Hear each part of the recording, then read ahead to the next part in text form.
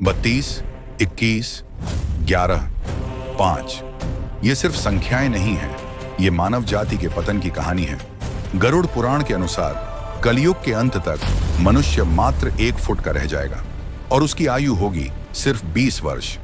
क्या हम उसी भविष्य की ओर बढ़ रहे हैं? गरुड़ पुराण के अनुसार जब भगवान ने सृष्टि की रचना की, तब समय को 4 युगों में विभाजित किया गया। सतयुग, त्रेता युग, द्वापर युग और कलयुग।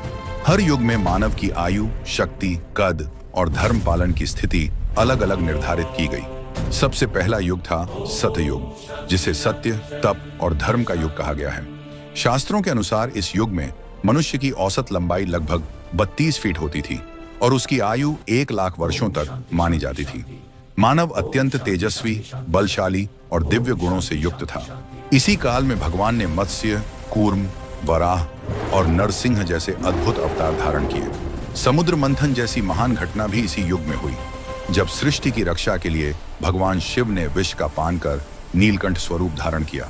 इसके पश्चात आया त्रेता युग। इस युग में धर्म का प्रभाव कुछ कम होने लगा।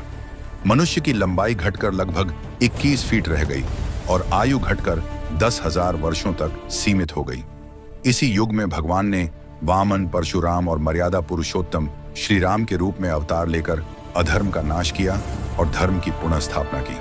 तीसरा युग था द्वापर युग, जहां पाप और पुण्य का संतुलन लगभग बराबर हो गया। मनुष्य की लंबाई घटकर लगभग 11 फीट रह गई और आयु सिमटकर लगभग 1000 वर्ष रह गई। इसी युग में भगवान श्री कृष्ण और बलराम ने धरती पर अवतार लिया।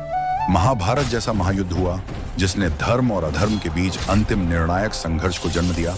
और अब चल रहा है कलयुग, जिसे अधर्म, भ्रम और नैतिक पतन का युग माना जाता है। आज मनुष्य की औसत लंबाई केवल 5 से 6 फीट रह गई है और आयु घटकर लगभग 60 से 70 वर्षों तक सीमित हो चुकी है।